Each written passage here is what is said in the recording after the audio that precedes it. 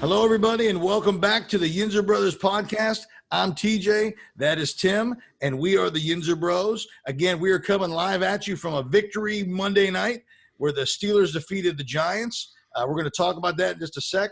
Don't forget, if you like what you hear from the Yinzer Bros podcast, don't forget to download it, share it with all your friends.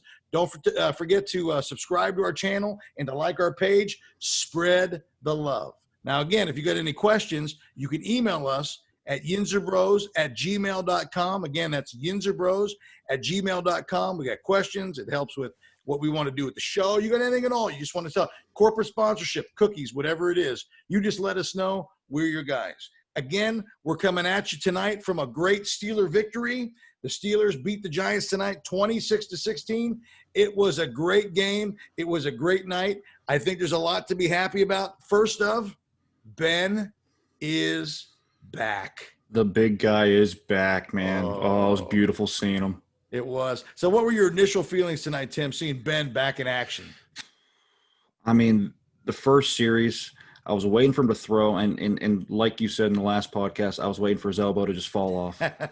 That's what I kept thinking was going to happen. And then, the first series seemed a little rusty.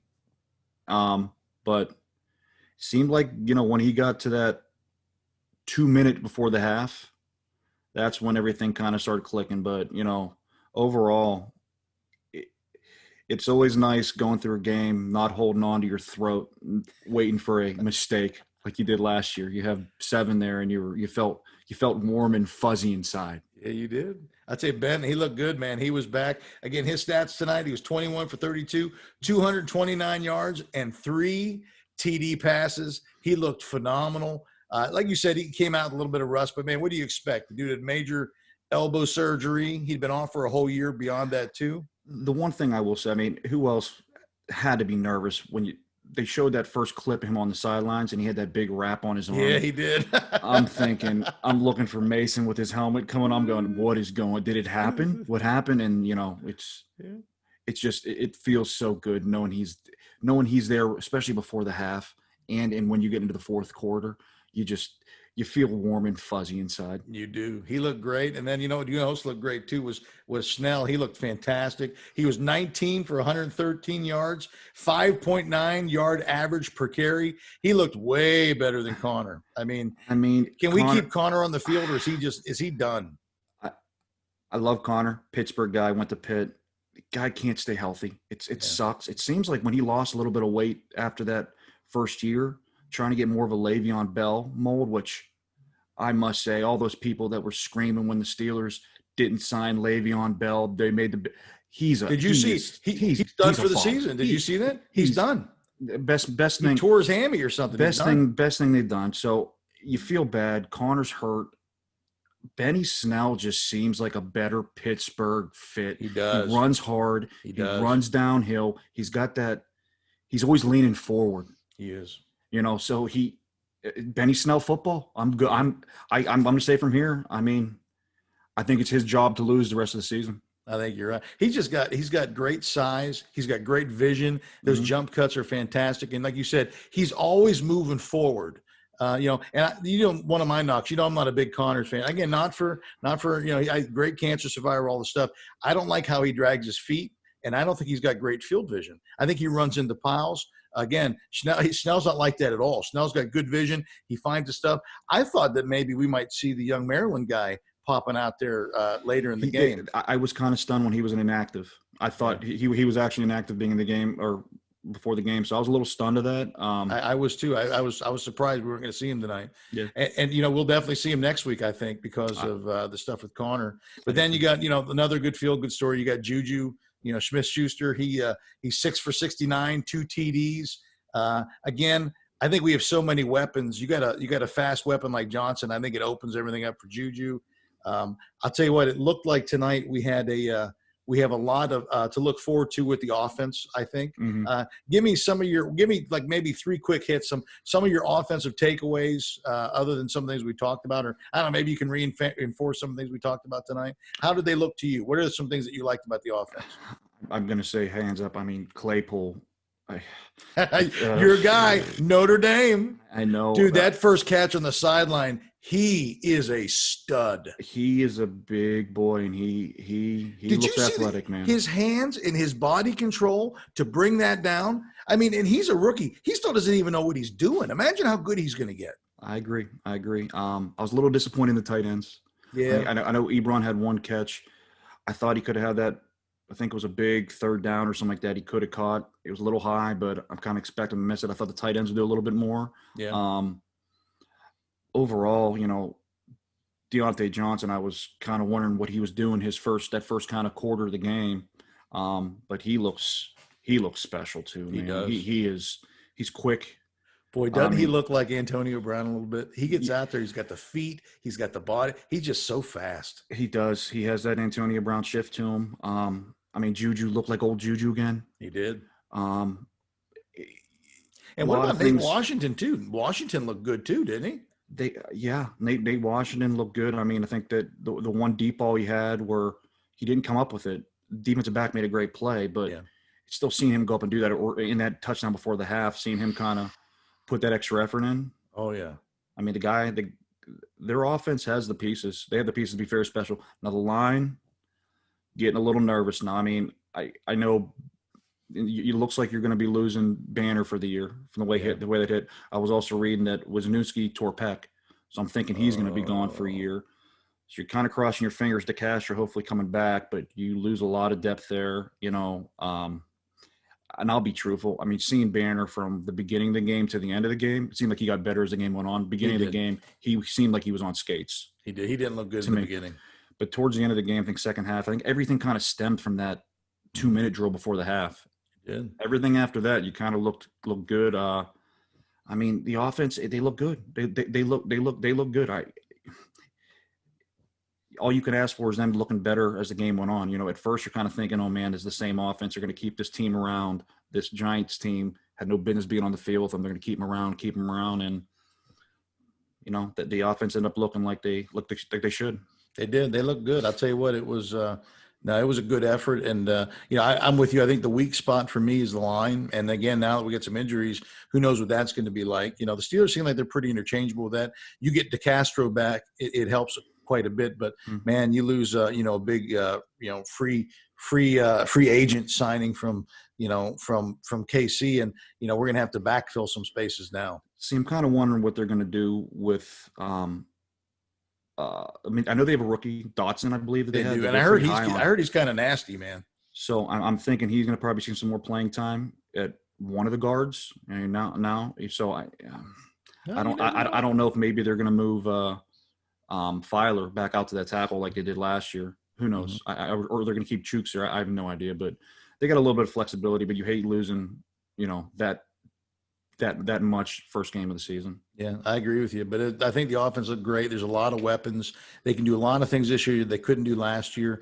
They can beat you with speed. They can beat you with size. They can beat you with power. I think it's a good thing. So let's flip over to the other side of the ball. Let's talk about the defense tonight. Now, again, the defense, we gave up some yards to a lot of the dink and the dunks, but I'll tell you what, when they needed to come up big, they did. Big takeaways. Give me some of your defensive highlights tonight. I mean, they made the Giants running attack look non-existent. They did, boys. Other than that one play to Barkley, man, which was, that was a sneaky kind of a gadget play. They kept him in check. Good night. I mean, I think at one point I thought it was third, fourth quarter, he had negative yards rushing. Yeah. I mean, that defense is something, and I will say this. I mean, Bud Dupree is Bud the stud. He was an animal tonight. I mean, he was an animal tonight. So I mean, their defense looks legit, man. It looks well. What do you do if you're facing them? Who do you slow down? I mean, you even look at stinking what Watt did tonight. Watt's got that interception, which is bananas. He jumps up. You talk about an athletic guy. Good night. And even I'll tell you what, I was impressed with their second tier. outside linebackers too. They had motors. Even who's that? Highsmith, the guy that they graduated.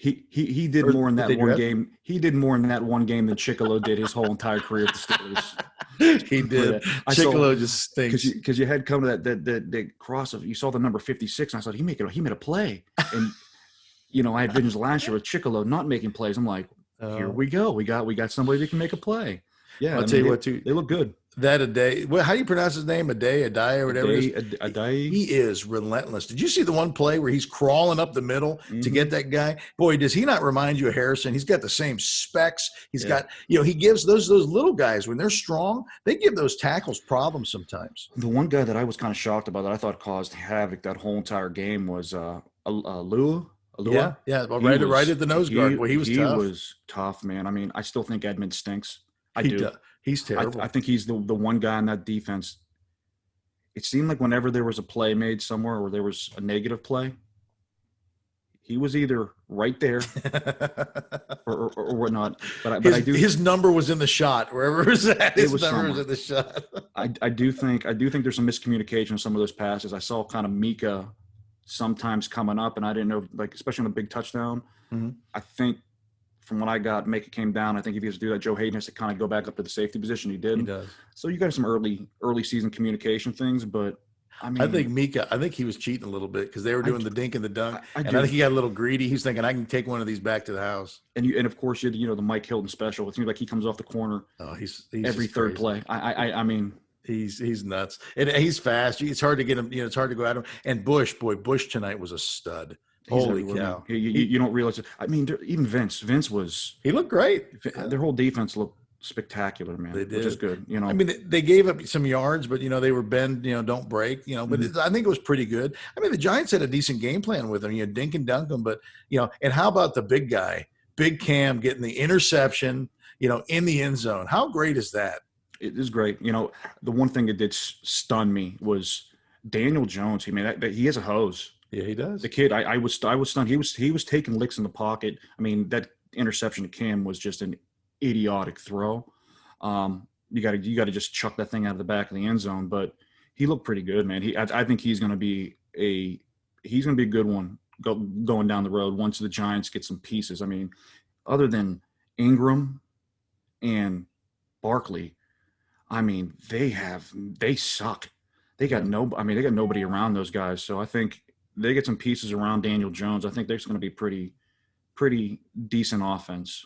Yeah, I agree. I think they're going to be good. They showed a lot better than I thought they would. Yeah. So they did pretty well. Do you got any like concerns for defense on defense? Did you see anything you're like, man, we got to fix that? Other than Edmonds, I didn't see too much of Sean Davis. Was Sean Davis in a lot tonight? I didn't even see him play, man. I didn't either. So I wonder what's going on. You had some. I saw a couple plays with Nelson. I thought, truthfully, I don't even think the Giants should have even got that first touchdown. I think that was a terrible call in the pass interference. It was. It was bad. Nelson looked a little but I mean, truthfully, I thought the defense looked pretty solid, man. I mean, like the only guy that I am terrified about is Terrell Edmonds. I just am. Every time I see him going to coverage, I hold my breath. Every time I see him to come up and tackle, I hold my breath. He's the one guy. Yeah. And I think we got to talk about too, I mean, the kicking game tonight too. I mean, what's up with Boswell missing an extra point? And he slid that other one right in, that field goal. Every once in a while he makes me nervous. Now, I know you have a theory on maybe what the issue might be with that. What's your theory of that, Tim? I hate Jordan. I know hate's a strong word. I dislike Jordan Berry. I thought he was terrible. But it did get me nervous that they made that switch the week before the season started to Colquitt, because Berry was the holder. Yeah.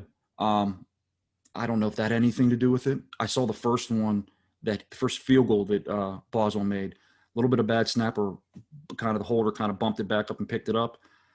I don't know if that's the case. That'll get better as the season go on. But it seems like, which gets me nervous, Boz misses something small and it gets into his head.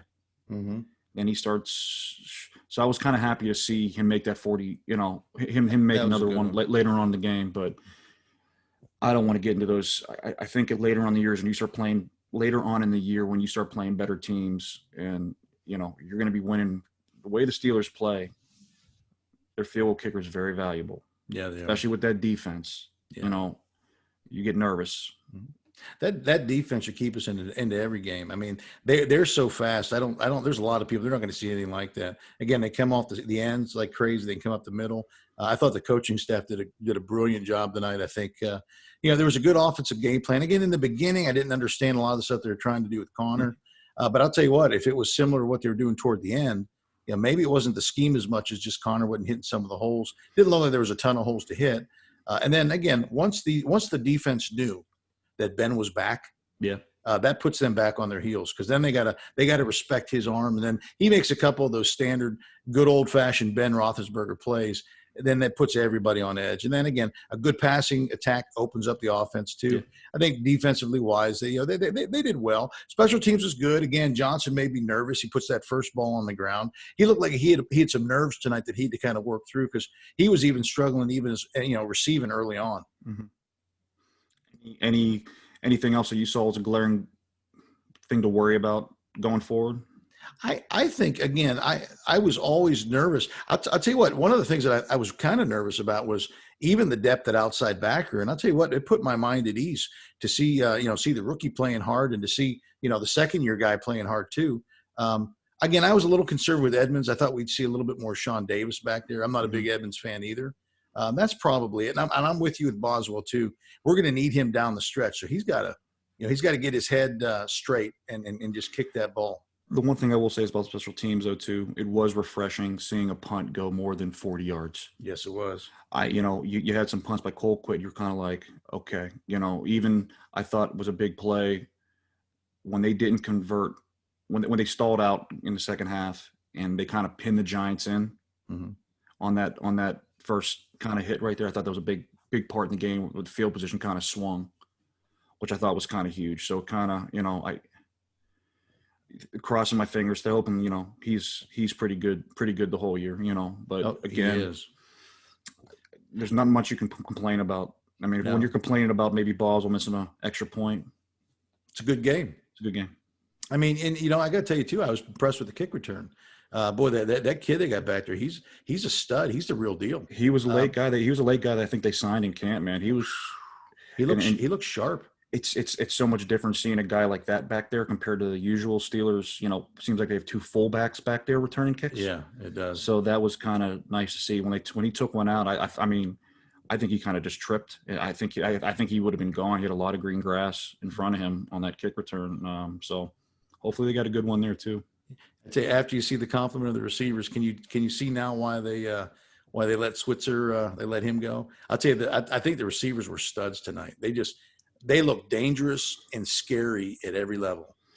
I agree. I mean, their receiving core is something. You got a lot of different guys who can beat you.